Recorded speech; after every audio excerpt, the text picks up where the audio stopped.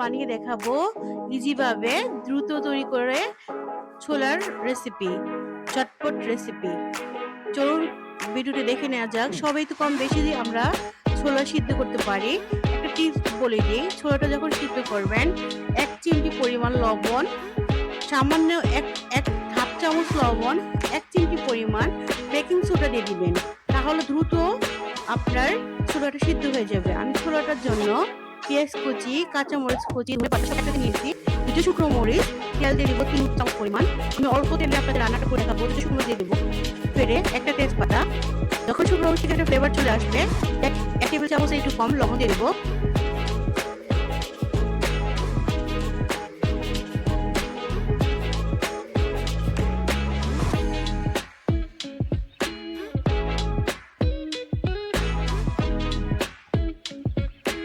যখন শুকনো মরিচ থেকে একটা আলাদা ফ্লেভার চলে আসবে, আমি 1 কাপ পরিমাণ পেঁয়াজ কুচি, কাঁচামরিচটা একটু কুচি কুচি করে কাঁচি দিয়ে কেটে দেব।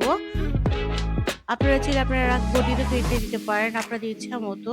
যখন পেঁয়াজ থেকে হালকা বাদামি হয়ে আসবে, হাফ টেবিল চামচ মরিচ গুঁড়া,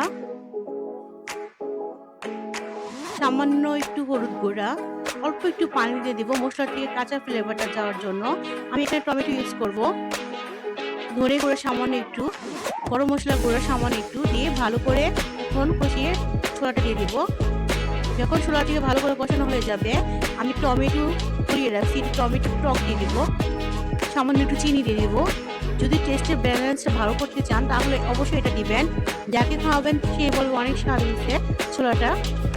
আমি এখন একটা ঢাকনা দিয়ে ঢেকে দেবো। একটা আলু দিয়ে দিচ্ছি, চটকিয়ে সিদ্ধ করে একটা আলু রেখে দিচ্ছি।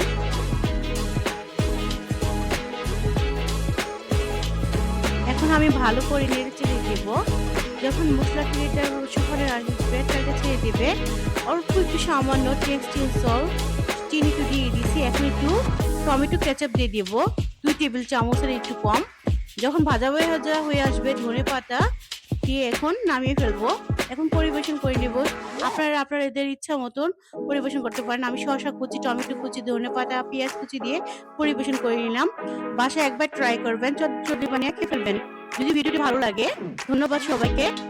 আসসালামু আলাইকুম। লাইক, কমেন্ট, সাবস্ক্রাইব করেন। ধন্যবাদ।